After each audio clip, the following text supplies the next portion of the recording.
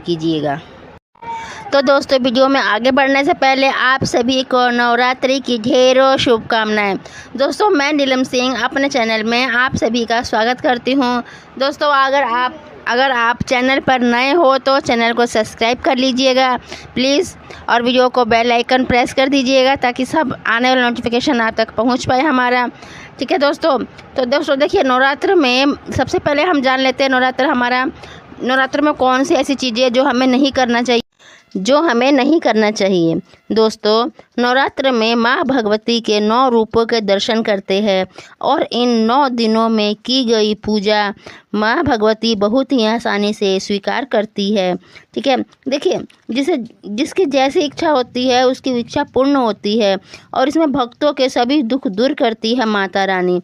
नवरात्रि के इन 9 दिनों में भक्त बहुत खुशी से माँ नौ दुर्गा के अलग अलग रूपों में पूजा करते हैं, माँ का प्रिय भोग अर्पित करते हैं और उन्हें श्रद्धापूर्वक व्रत करते हैं। देखिए फ्रेंड्स, मैं यहाँ आपसे एक बात कहना चाहती हूँ, अगर आप व्रत नहीं कर पाए तो कोई बात नहीं, आप 9 दिनों तक पूजा भी कर सकते हैं। देखिए, शुद्ध और सात्विक मन से आप माता का 9 दिनों तक पूजा ही कर लीजिए। इन 9 दिनों के दौरान आपके घर में केवल शुद्ध और सात्विक भोजन ही बनना चाहिए।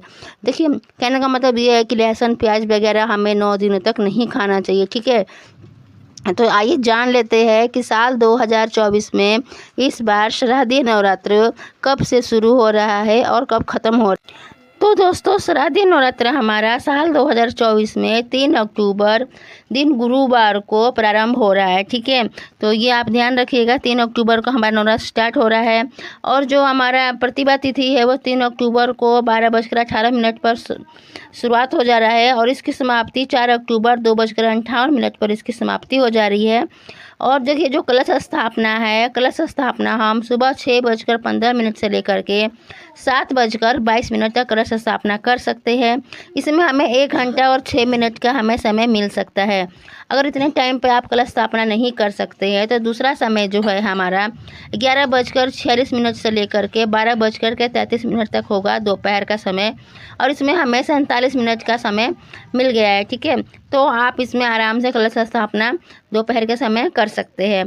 ठीक है, तो दोस्तों आइए जान लेते हैं कि हमारी अष्टमी तिथि और नवमी तिथि जो है वो किस दिन पड़ रहा है। अष्टमी और नवमी तिथि हमें किस दिन है, कन्या पूजन हमें किस दिन करना है, तो ये भी जान लेते हैं हम इसमें। और हमारी अष्टमी तिथि जो है वो 10 अक्टूबर 2024 को मनाई जाएगी। ठीक है, तो हमारी अष्टमी तिथि जो है वो 10 अक्टूबर 2024 को मनाई जाएगी, इस बात का आप ध्यान रखिएगा। और देखिए, जो नवमी तिथि हमारा पड़ रहा है तो नवमी तिथि हमारा है 11 अक्टूबर 2024 को नवमी तिथि हमारी मनाई जाएगी। हो गया क्लियर। और देखिए दोस्तों, इस बार जो है ना हमारे नवरात्रि है ना पूरे के पूरे 9 दिनों की नवरात्रि है। कोई भी नवरात्रि कम या ज़्यादा नहीं है, पूरे हमें 9 दिनों की नवरात्रि हमें मिली है। तो इस बार जो आप कन्या पूजन अष्टमी या नवमी, जो भी मेरे फ्रेंड्स हैं, माताएं बहनें हैं, कोई अष्टमी और कोई नवमी पूजती हैं, तो आप देख लीजिएगा अष्टमी या नवमी, क्योंकि पूरा हमारा 9 दिनों का नवरात्र है इस बार हमारा। और आप नवमी या अष्टमी जो भी कन्या खिलाती होंगी, पर कन्या को जरूर खिलाइएगा।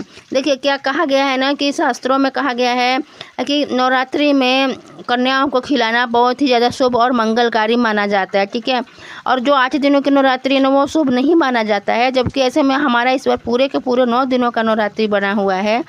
तो आप नवरात्रि में कन्या पूजन जरूर कीजिएगा, और 10 दिनों की जो नवरात्रि है वो बहुत ही ज़्यादा शुभ माना जाता है। और देखिए दोस्तों, शास्त्रों के अनुसार कन्या पूजन करने से माँ अभय प्रदान करती है, और जो भी आपकी कुंडली में दोष होता है या कोई काम रुका हुआ है या कोई आप मतलब इतना मेहनत करते हैं फिर भी आपका काम वगैरह नहीं हो पाता है, तो आपकी कुंडली में दोष वगैरह हो, रुका हुआ काम हो, तो कन्या पूजन करने से वो सब आपका ठीक हो जाता है। ठीक है, जिस तरह से श्रीधर ने माँ की सच्चे हृदय से पूजा की थी तो उसके सभी मनोकामना माता ने पूर्ण की थी।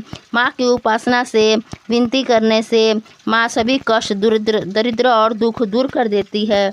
नवरात्रि में माता रानी का व्रत और पूजन किया जाता है, लेकिन नवरात्रि के दौरान इसका सबसे ज़्यादा महत्व कन्या पूजन को कन्या पूजन को सबसे ज़्यादा महत्व दिया गया है। और दोस्तों देखिए, आपके द्वारा दी गई जो आप कन्या पूजन करते हैं और कन्याओं को जो भी भेंट देते हैं, आपके द्वारा दी गई भेंट अगर कन्याएं खुश हो जाती है, प्रसन्न हो जाती है, इसका मतलब ये है कि माता रानी आप पर खुश है और माता रानी की कृपा से उन्हें वरदान प्राप्त होता है। और देखिए दोस्तों, कन्या पूजन कोई मामूली पूजन नहीं होता है। समस्त ब्रह्मांड में जो भी पूजा होती है उससे बढ़कर कन्या पूजन को सबसे सर्वप्रथम माना जाता है। और हम 10 बार गंगा स्नान करते हैं ना, 100 बार यज्ञ करते हैं ना, तो 1000 बार तीर्थ यात्रा करते हैं। और यदि हम एक बार कन्या पूजन भी कर लेते हैं तो हमारे 10 बार गंगा स्नान करने, 100 यज्ञ करने और 1000 बार तीर्थ यात्रा करने का पुण्य फल हमें मात्र एक बार कन्या पूजन करने से ही हो जाता है। इसलिए दोस्तों, कन्या पूजन करना सनातन धर्म में सबसे श्रेष्ठ माना गया है। इसीलिए दोस्तों कहा जाता है कि कन्याओं को सताना नहीं चाहिए, इसे समस्त ब्रह्मांड हिल जाता है। कन्याओं को उपहार आदि देना श्रेष्ठ माना जाता है। तो आपको हमारा ये वीडियो कैसा लगा?